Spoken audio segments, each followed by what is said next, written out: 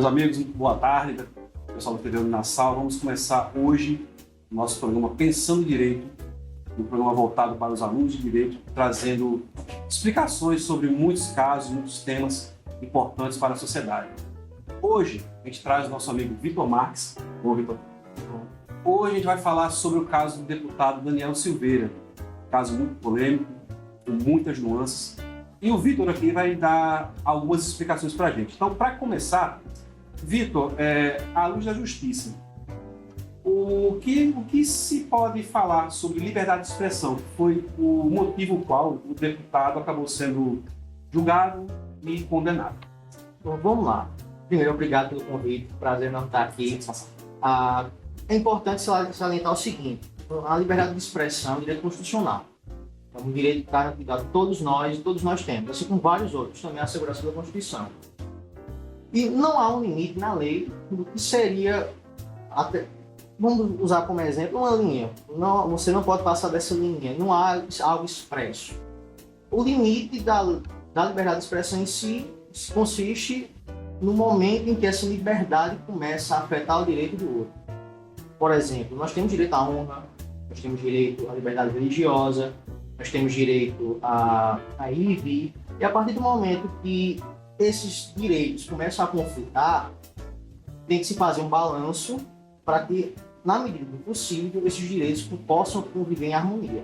Quando isso não é possível, quando a liberdade de expressão, por exemplo, começa a ferir direitos de outras pessoas, aí este direito precisa ser, na falta da melhor palavra, cortado, para que ele volte a estar da maneira ideal, para que possa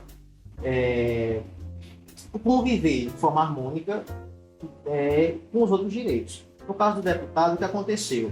Ele desferiu ofensas contra o Supremo Tribunal Federal, contra os ministros, e aí pode-se haver também a análise se houve ou não ofensa à honra dos ministros, que por si só poderia ser uma motivadora para um processo.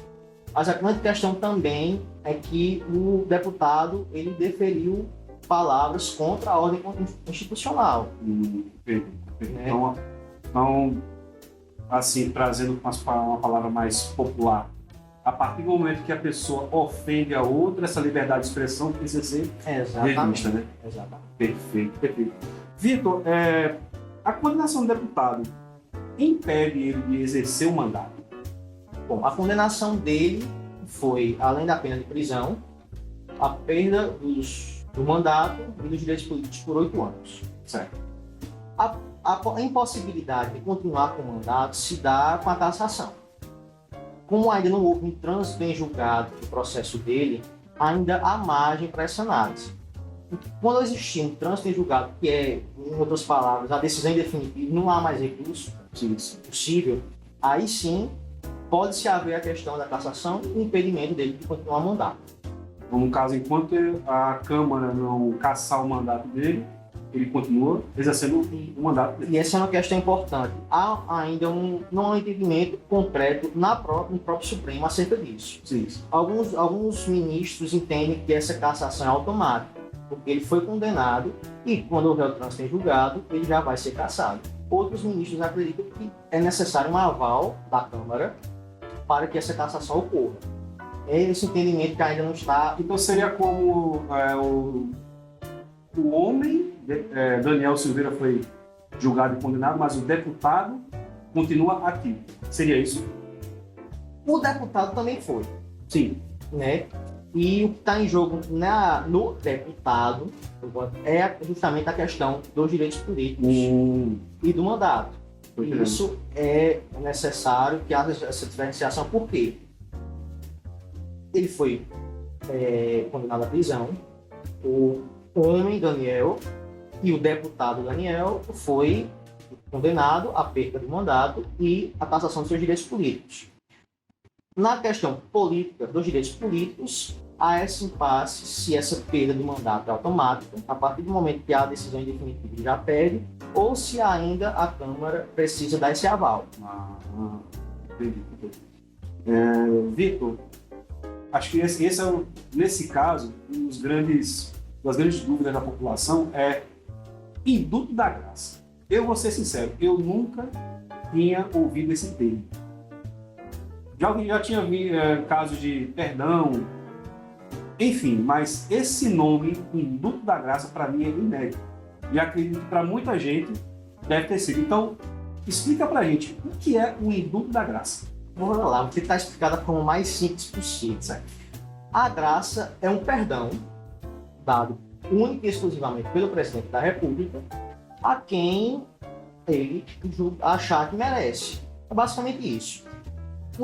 Graça, indulto e anistia são institutos constitucionais que somente o presidente tem a possibilidade de dar. Com a Constituição de 88, a graça foi incorporada ao indulto, só que há uma diferenciação pela doutrina. O indulto é um perdão coletivo e o indulto de graça é um perdão individual, como o caso do deputado.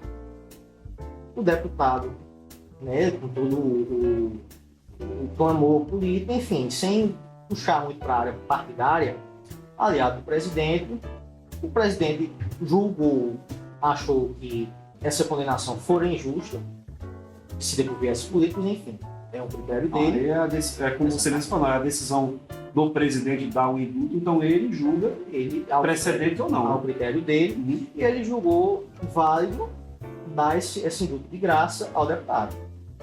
Tive uma dúvida, o presidente pode dar o indulto. Alguma esfera política, algum tribunal supremo ou algum outro tribunal qualquer, pode revogar esse direito dado pelo presidente ou somente ele pode revogar isso?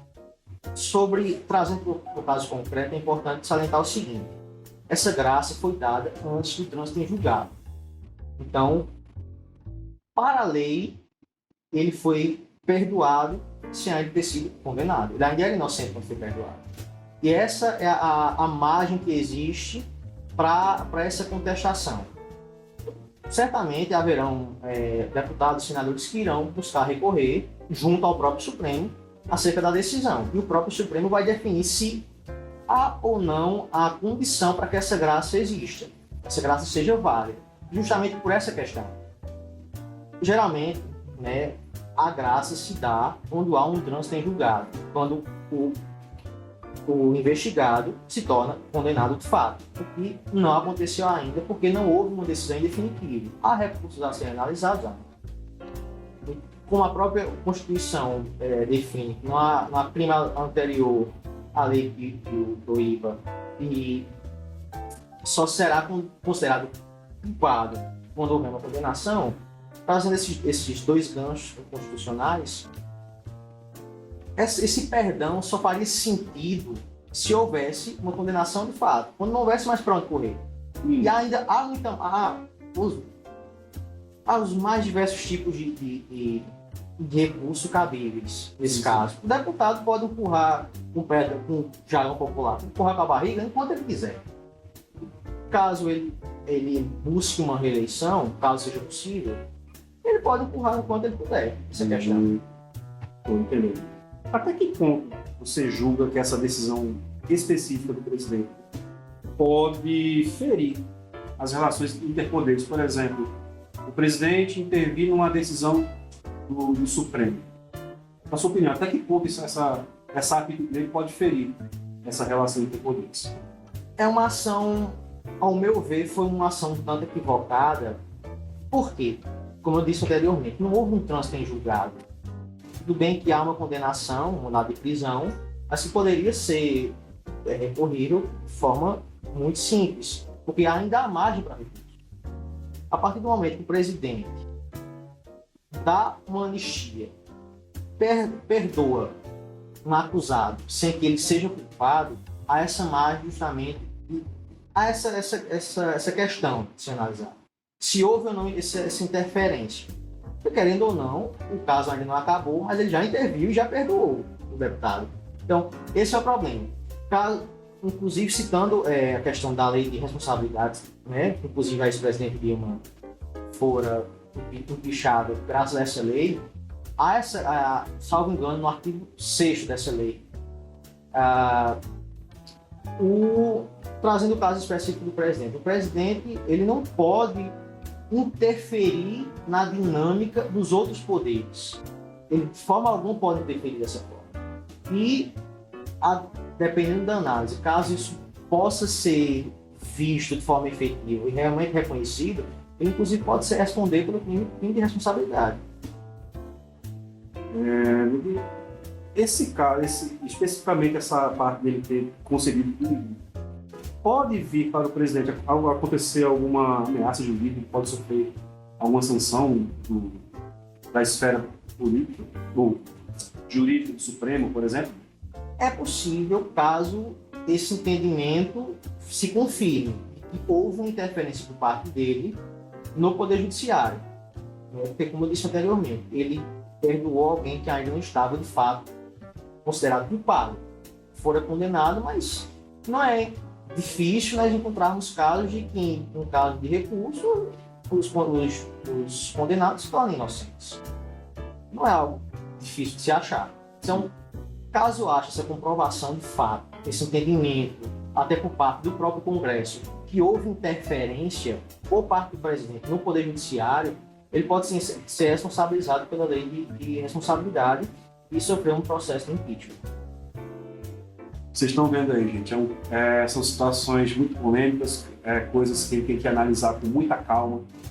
Por isso que a presença aqui do Vitor, que é um estudante do nono período, né, Vitor? Experiências enriquecedoras. É pessoa que tem voz de fala, consegue trazer para nós, para uma linguagem mais simples, esses casos polêmicos. Então, hoje a gente vai encerrar por aqui.